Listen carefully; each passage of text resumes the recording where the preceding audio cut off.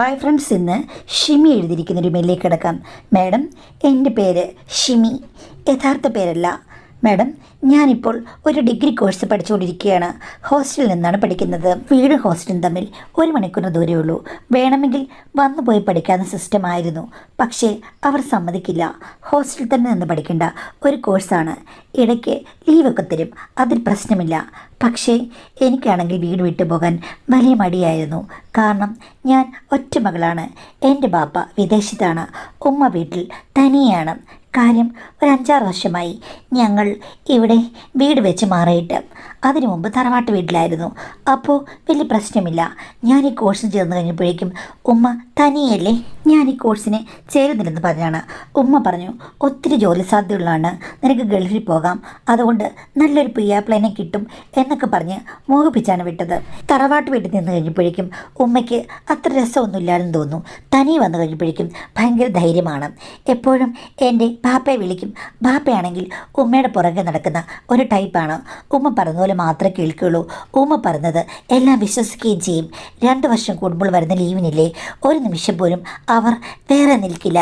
എപ്പോഴും രണ്ടുപേരും കൂടി മുറിയടച്ച് അതിനകത്തായിരിക്കും. ഞാൻ ഓർത്തു, പണ്ട് തറവാട്ട് വീട്ടിലായിരുന്നെങ്കിൽ അത് നടക്കില്ല.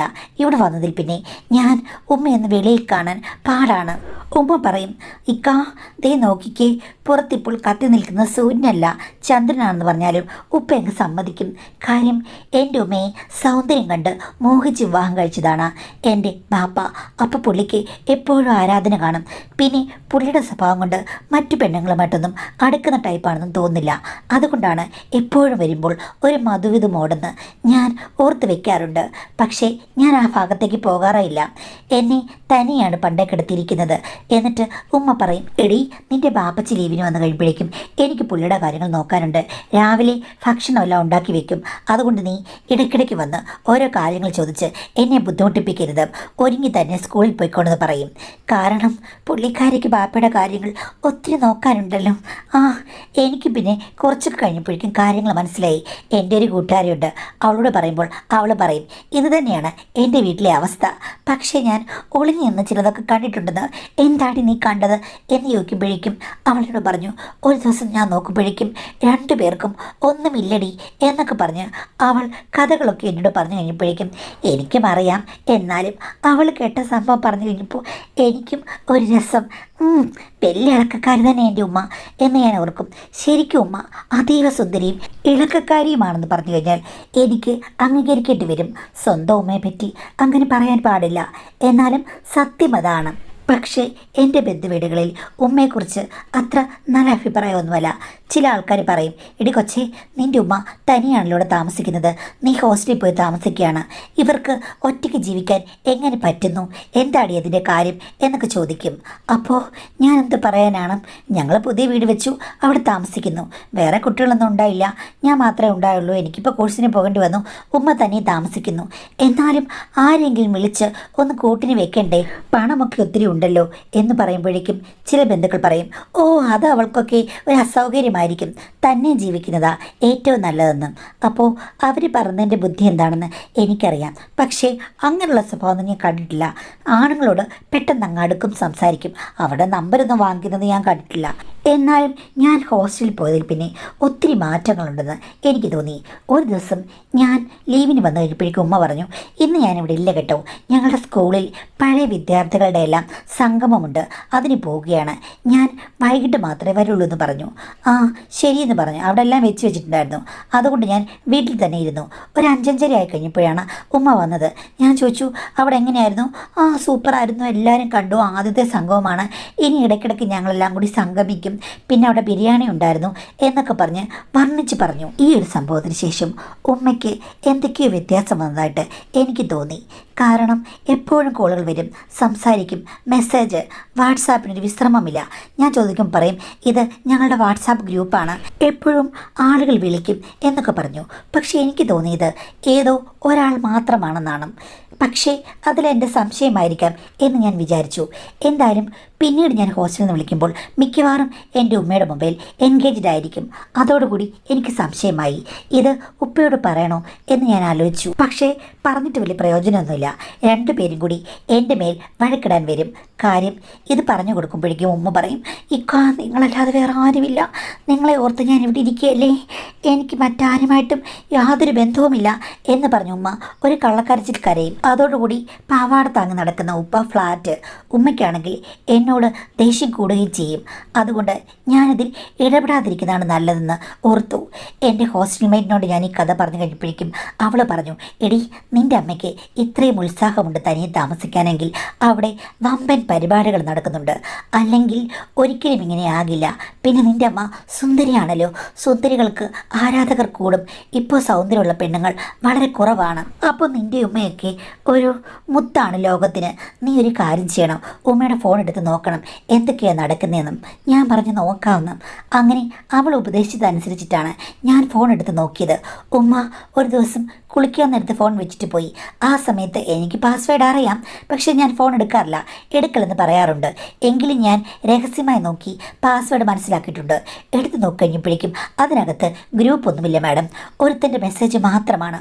ഉമ്മ അങ്ങോട്ട് ഒത്തിരി പടങ്ങൾ അയച്ചു കൊടുത്തിരിക്കുന്നു. ഇതെന്താ വരിക്കച്ചക്കയോ ഏത്തക്കുലയോ എന്താണത് എന്ന് പറഞ്ഞ് ഞാൻ അതിലെ പടങ്ങളൊക്കെ ഒന്ന് ഓടിച്ച് കണ്ടു. ഇന്ന് മോളിവിടുണ്ടേ, പിന്നെ അതുകൊണ്ട് തന്നെ നമ്മളുടെ നൈറ്റ് പരിപാടികളൊക്കെ മുടങ്ങാൻ സാധ്യതയുണ്ട് എന്ന് പറയുന്നു. അപ്പോൾ അയ്യോ അയ്യോ അതെന്താ അങ്ങനെ നീ പറയല്ല എന്നൊക്കെ പറയുമ്പോഴേക്കും ഇന്ന് പറ്റില്ല കേട്ടോ, അവൾ പോകട്ടെ, ഒറ്റ ദിവസം 2 ദിവസമൊക്കെ നിൽക്കാറുള്ളൂ, അങ്ങ് പോകും പെണ്ണ് എന്നൊക്കെ പറഞ്ഞ് എന്നെക്കുറിച്ച് പരാമർശിച്ചിരിക്കുന്നു. കൊള്ളാം, ഇവർക്കിപ്പോൾ ഞാനൊരു ബാധ്യയായി മാറിയിരിക്കണം, ഇവരെ ശരിക്കും ശ്രദ്ധിക്കണമെന്ന് ഞാൻ മനസ്സിൽ വിചാരിച്ചു. പിന്നീടൊരു ദിവസം ഞാൻ അപ്രതീക്ഷിതമായി വന്നു മാഡം. അപ്പോൾ ഉമ്മ എങ്ങോട്ട് പോകാൻ വേണ്ടി ഒരുങ്ങി നിൽക്കുകയാണ്. അപ്പോഴേക്കും ഉമ്മ എന്നെ കണ്ട് ഞെട്ടി, എന്താടി നീ ഈ ദിവസം വന്നത്, നീ സാധാരണ വീക്കെൻഡല്ലേ വരികയുള്ളൂ. ഞാൻ പറഞ്ഞു ഇന്നൊരു അവധി ഉണ്ടായിരുന്നു, അതുകൊണ്ട് ഞാൻ വന്നതാണെന്ന്. നീ എന്താ പറയാതെ വന്നത്?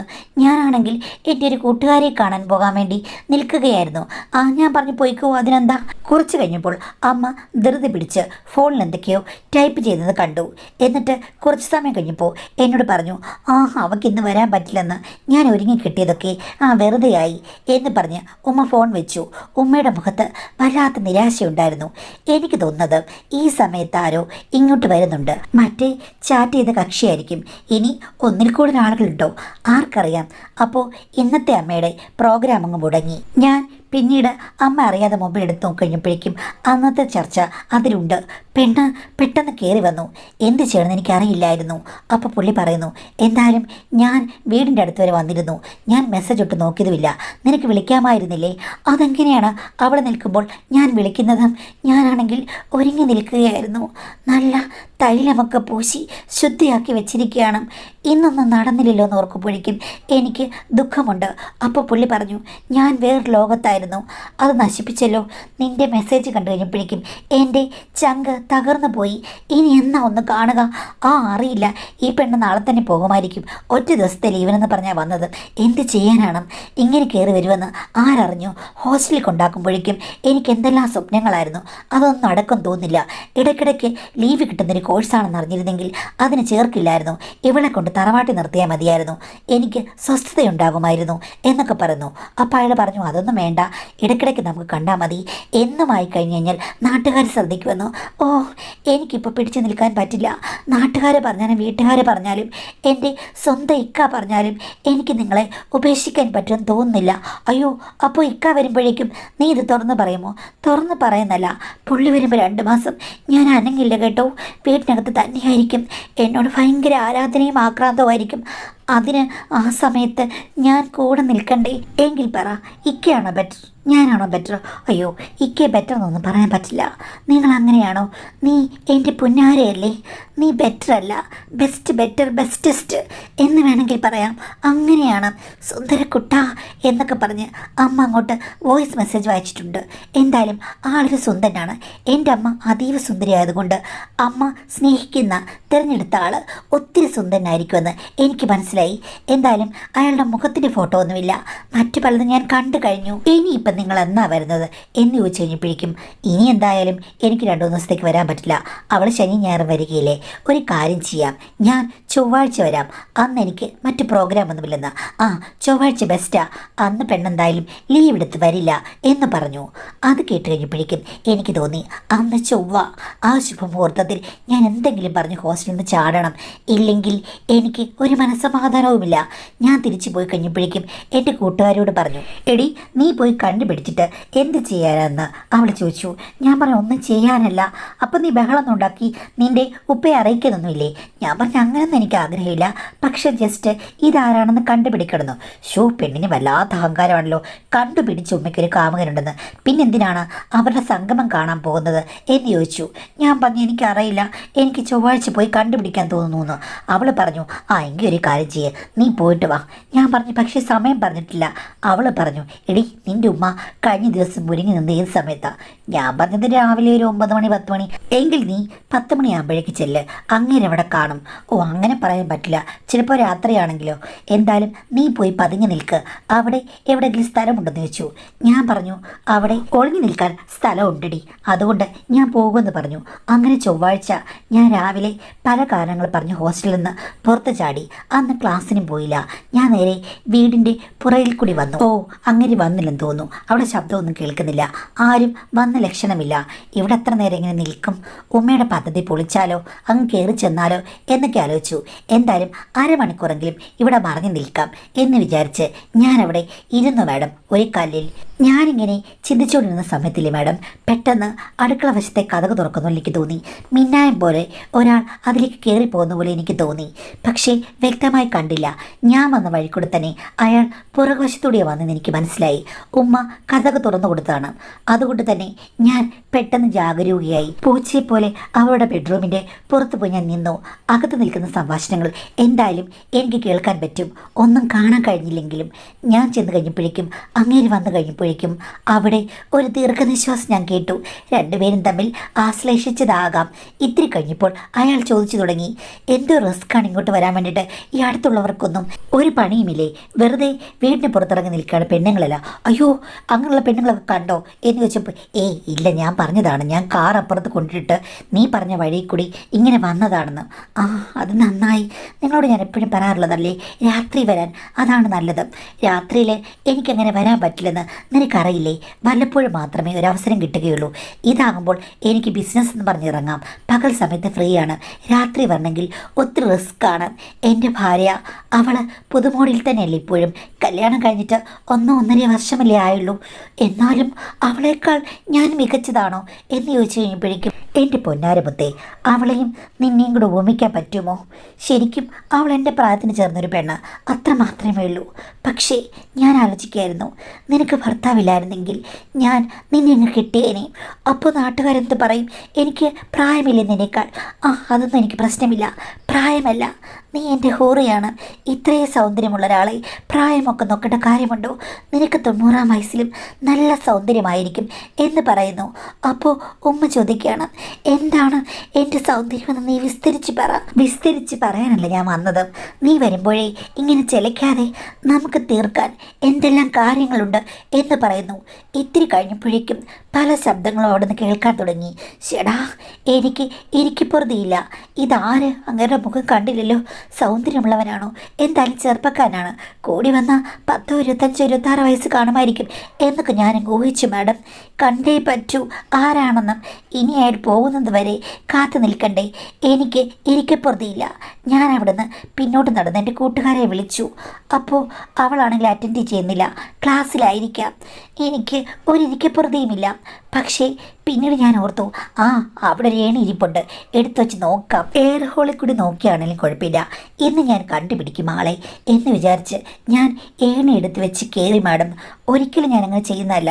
ഏണിയൊന്നും എനിക്കിഷ്ടമല്ല, എനിക്ക് കയറാനും ബുദ്ധിമുട്ടാണ്. പക്ഷേ ആ സമയത്ത് ഞാൻ കയറിപ്പോയി. നോക്കിക്കഴിഞ്ഞപ്പോഴേക്കും അത്ര വ്യക്തമല്ലെങ്കിലും എനിക്ക് കാഴ്ചകൾ കാണാം.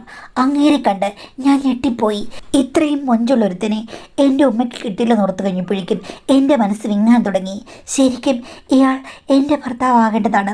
എൻ്റെ സ്വപ്നങ്ങളിലെ പുരുഷനാണ്. ശരീര സൗന്ദര്യത്തിലും മുഖസൗന്ദര്യത്തിലും അയാൾ ആരെയും വെല്ലുവെന്ന് എനിക്ക് തോന്നിപ്പോയി. കണ്ണെടുക്കാൻ എനിക്ക് തോന്നിയില്ല. ഉമ്മയ്ക്കും അയാളോട് മത്തു പിടിച്ച ആരാധനയാണെന്ന് എനിക്ക് തോന്നി. കാരണം ഉമ്മയിലല്ല അയാളുടെ കോൺസെൻട്രേഷൻ. ഉമ്മ അയാളെയാണ് കോൺസെൻട്രേറ്റ് ചെയ്യുന്നത്. അയാൾ ആസ്വദിക്കുക മാത്രമാണ്. അരമണിക്കൂറോളം അയാൾ കണ്ണടച്ച് കിടക്കുകയായിരുന്നു. ഉമ്മയായിരുന്നു അവിടെ പ്രതിഫലമില്ലാത്ത കർമ്മങ്ങളിൽ കൂടി കടന്നു പോകുന്ന മഹതി. ഉമ്മയ്ക്ക് ഓരോ ഇഞ്ചിലും ഓരോരോ കൗതുകം കണ്ടെത്താനുള്ള ത്വരയാണെന്ന് എനിക്ക് മനസ്സിലായി. ഞാനാണെങ്കിലും അതിൽ കൂടുതൽ ചെയ്തു പോകും. എനിക്ക് ഒത്തിരി ഒത്തിരി ഇഷ്ടപ്പെട്ടു. ഉമ്മയോട് എനിക്ക് അസൂയ തിങ്ങി നിറഞ്ഞു. എൻ്റെ കൈകൾ വട്ടം കറക്കലിലേക്ക് പോകുമെന്ന് ഞാൻ ഭയന്നു.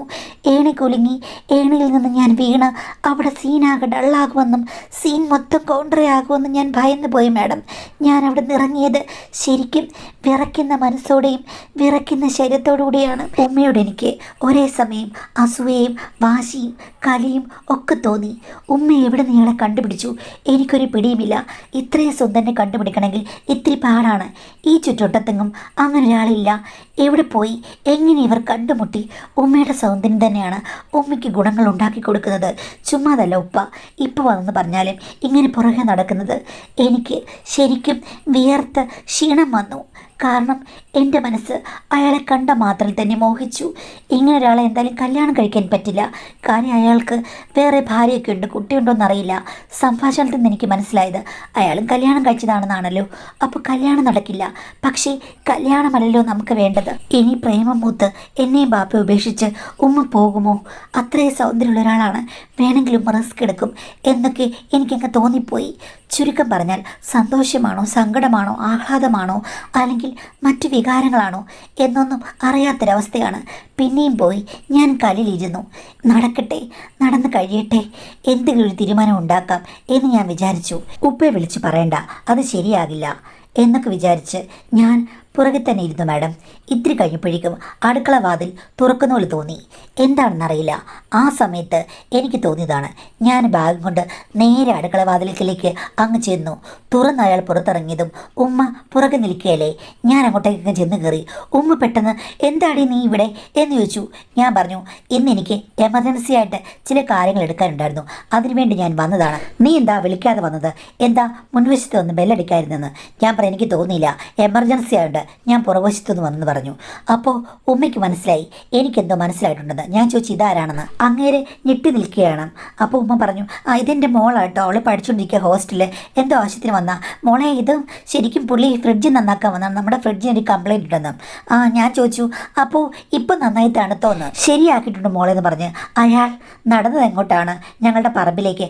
ഉമ്മയപ്പോൾ അയ്യോ അതിലൂടെ വഴിയില്ല കേട്ടോ, മുൻവശത്തൂടെ പോകാൻ പറഞ്ഞു. അങ്ങനെ അയാൾ പോയി ഗേറ്റ് തുറന്നിട്ടാണ് പുറത്തേക്ക് പോയത്. ഞാൻ അകത്തേക്കും കയറിപ്പോയി. ഉമ്മ എൻ്റെ പിന്നാലെ വന്നു. എടി നീ എന്തിനാണ് വന്നത്? എന്ത് എമർജൻസി നിനക്ക്? എമർജൻസി ആയിട്ട് ഇവിടെ എന്തിരിക്കുന്നു എന്ന് ചോദിച്ചു കഴിഞ്ഞപ്പോഴേക്കും ഞാൻ പറഞ്ഞു, എമർജൻസി ആയിട്ട് എനിക്കൊരു കോൾ ചെയ്യണം. ഇവിടെ നടന്നതും ഞാൻ കണ്ടതുമൊക്കെ വിസ്തരിച്ച് പറയണം. ചില വീഡിയോസും ഞാൻ എടുത്തിട്ടുണ്ട്, അത് വായിച്ചു കൊടുക്കണം. അത് കേട്ടതോടുകൂടി ഉമ്മ ആകെ പരിഭ്രാന്തയായി. എടി നീ എന്തൊക്കെ പറഞ്ഞത്? ഞാൻ പറഞ്ഞു, എല്ലാം കണ്ടുപിടിച്ച് എല്ലാം ഇവിടെ വന്ന് കണ്ടിട്ടാണ് ഞാൻ അടുക്കള വഴി കയറിയത്, സത്യം പറഞ്ഞു എന്ന് പറഞ്ഞു. അപ്പോൾ ഉമ്മ പറഞ്ഞു, എടി മോളെ എനിക്ക് അബദ്ധം പറ്റിപ്പോയതാണ്. ഞാൻ കടയിൽ പോകുമ്പോഴാണ് അവനെ കണ്ടത്.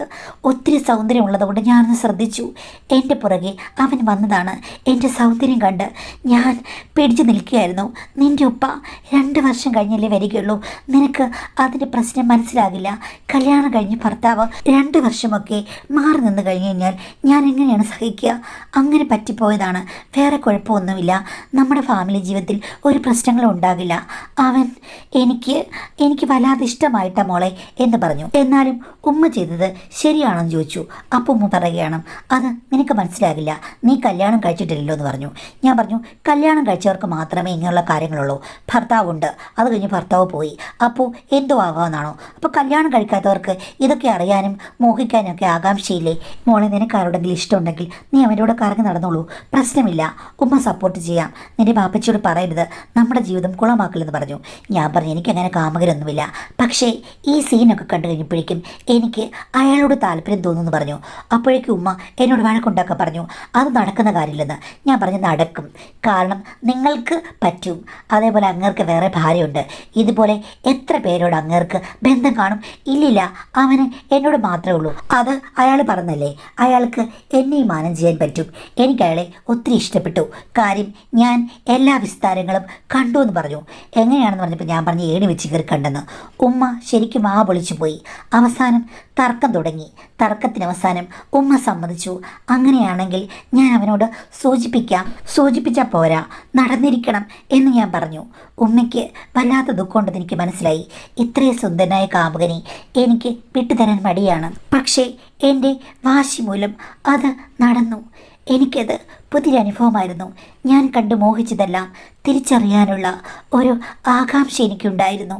ആ ആകാംക്ഷകൾ നടന്നു കഴിഞ്ഞപ്പോൾ ഉമ്മയേക്കാൾ സന്തോഷവതിയായിരുന്നു ഞാൻ. പക്ഷേ പതിയെ അയാൾക്ക് ഞാൻ പ്രിയപ്പെട്ടവളായി, എനിക്ക് അയാളും. പക്ഷേ ഉമ്മ അത് കഴിഞ്ഞിട്ട് തീവ്രത പോരാ, അങ്ങേരും ഉമ്മയും തമ്മിലുള്ള പല സെഷനുകളിലും എന്ന് പറഞ്ഞ് അങ്ങേരോട് വഴക്കുണ്ടാക്കാൻ തുടങ്ങി.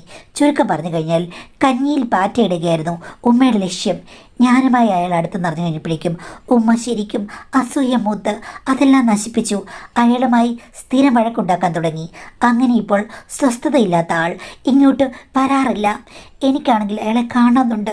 കോഴ്സിൻ്റെ കടകട്ടിയായ ഷെഡ്യൂളിനുള്ളിൽ പുള്ളിയിടയ്ക്ക് മീറ്റ് ചെയ്യാൻ വേണ്ടി റിസ്ക് എടുത്ത് ഞാൻ പോകാറുമുണ്ട്. ഉമ്മ എൻ്റെ പുറകെ നടക്കുകയാണ്. ഹോസ്റ്റലിൽ വന്ന് പറയുകയാണ് എന്നെ പുറത്ത് വിടരുത്, അവൾക്ക് കാമുകനുണ്ട് എന്നൊക്കെ പറഞ്ഞ് എൻ്റെ എല്ലാ വഴികളും അടച്ചു വെച്ചിരിക്കുകയാണ്. ഇപ്പോൾ ശരിക്കും പറഞ്ഞു കഴിഞ്ഞാൽ ഞാൻ ദുഃഖിക്കുകയാണ്. ഉമ്മ അയാളെ ഓടിച്ചു വിട്ടെന്ന് തോന്നുന്നു. അതുകൊണ്ട് തന്നെ ഉമ്മയ്ക്കിപ്പോൾ എന്നോട് വലിയ ദേഷ്യവുമാണ്. ചുരുക്കം പറഞ്ഞാൽ കടിച്ചതുമില്ല പിടിച്ചതുമില്ല എന്നുള്ള അവസ്ഥയിലാണ് മാഡം. എന്തൊരു സുന്ദരനായിരുന്നു അയാൾ. അഡ്ജസ്റ്റ് ചെയ്തിരുന്നെങ്കിൽ ഉമ്മയും ഞാനും കൂടെ ഒരേ തേരിൽ ഒരേ വീതിയിൽ കൂടി പോയേനെ. ഉമ്മ എന്താണ് ഇങ്ങനെയെന്ന് എനിക്ക് മനസ്സിലാകുന്നില്ല. എൻ്റെ മനസ്സും വിഷമിക്കുകയാണെന്നാണ് പറഞ്ഞിരിക്കുന്നത്. അപ്പോൾ ഈ കാഴ്ചകളും കൗതുകങ്ങളും ഒക്കെ കുട്ടികളെ എത്ര അധികം സ്വാധീനിക്കുന്നുണ്ട്. കാര്യം ഉമ്മയ്ക്ക് അങ്ങനെ ഉണ്ടെങ്കിൽ ഓക്കെ, അത് രഹസ്യമായിട്ട് പോയിക്കോട്ടെ എന്ന് വിചാരിക്കാതെ ആ കാഴ്ചകൾ കാണാൻ കയറി അത് മോഹിച്ച് ഇപ്പോൾ രണ്ട് പെണ്ണുങ്ങളും, അതായത് ഉമ്മയും മോളും ഏകദേശം ഒരുപോലെയുള്ള മെൻറ്റാലിറ്റി ഉള്ള ആൾക്കാരായിട്ട് മാറിയിരിക്കുകയാണ്. അയൽ രാജ്യങ്ങളെപ്പോലെ ശത്രുതയായിരിക്കുകയാണ്. എനിക്കില്ലെങ്കിൽ നിനക്കില്ല, നിനക്ക് വേണ്ടെങ്കിൽ എനിക്ക് വേണ്ട. പക്ഷേ ഒന്നിച്ചു പോരുന്നെങ്കിൽ ചിലപ്പോൾ എല്ലാ കാര്യങ്ങളും സ്മൂത്തായിട്ട് പോകുമായിരിക്കാം ഒരു പരിധി വരെയൊക്കെ. നല്ലതായി കഥ അല്ലെങ്കിൽ നല്ലതാണ് ഈ സംഭവം എന്നൊന്നും നമുക്ക് പറയാൻ പറ്റില്ല. പക്ഷേ മനുഷ്യർ തമ്മിൽ കോർഡിനേഷൻ ഉണ്ടെങ്കിൽ അവിഹിത ബന്ധങ്ങളാണെങ്കിലും ചിലപ്പോൾ സ്മൂത്തായിട്ട് പോയേക്കും, ആരും അറിയാതെ മാനേജ് ചെയ്യാൻ പറ്റിയിരുന്നെങ്കിൽ. പക്ഷേ ഇവിടെ ഇപ്പോൾ കടിച്ചതുമില്ല പിടിച്ചതുമില്ല എന്നുള്ള രീതിയിൽ ഉമ്മ തന്നെ ആ കാര്യങ്ങളൊക്കെ ഇങ്ങനെ കുളമാക്കിയിരിക്കുകയാണ്. അതിലിപ്പം എന്ത് ചെയ്യാനാണ്? ഉമ്മയ്ക്ക് അയാളോട് പ്രേമമായിരുന്നു, പക്ഷെ നിങ്ങൾ പറഞ്ഞ് അത് നിങ്ങളുടെ നേർക്ക് തിരിച്ചെടുത്തു. അതോടുകൂടി ഉമ്മയ്ക്ക് സ്നേഹം നഷ്ടമായി. അങ്ങേരെ ഉമ്മയോട് പിന്നീട് അധികം അടുക്കാതായി. അങ്ങനെ കഴിഞ്ഞപ്പോഴേക്കും അവർക്ക് നിങ്ങളെപ്പോലെ അസൂയയും പ്രശ്നങ്ങളൊക്കെ വന്നു. അപ്പോൾ ഓർത്തു രണ്ടുപേർക്കും വേണ്ട, ഇത് കുളമാക്കിയേക്കാന്ന് വെച്ചിട്ട് അവർ കുളമാക്കി. ഇനിയിപ്പം എനിക്ക് പറയാനുള്ളൊരു കാരണം എന്ന് വെച്ച് കഴിഞ്ഞാൽ അമ്മയും മകളും സമാധാനമായി പഴയതുപോലെ ജീവിക്കുക. അപ്പോൾ അവന് പോട്ടെ, അവന് ഭാര്യയും പിള്ളേരൊക്കെ കാണില്ലേ, അവൻ സ്വന്തനാണെങ്കിലും അല്ലെങ്കിലും അവൻ പോയത് പോകട്ടെ. ഈ സംഭവം ഉണ്ടായതുകൊണ്ട് രണ്ടുപേരുടെയും ഈ അറ്റംപ്റ്റ് നിന്നല്ലോ. ഇനി മനസ്സമാനത്തോട് ജീവിക്കുക എന്നുള്ളതല്ലാതെ അതിൻ്റെ പുറകെ പോകാതിരിക്കുക, അതായിരിക്കും ഏറ്റവും ബെറ്റർ.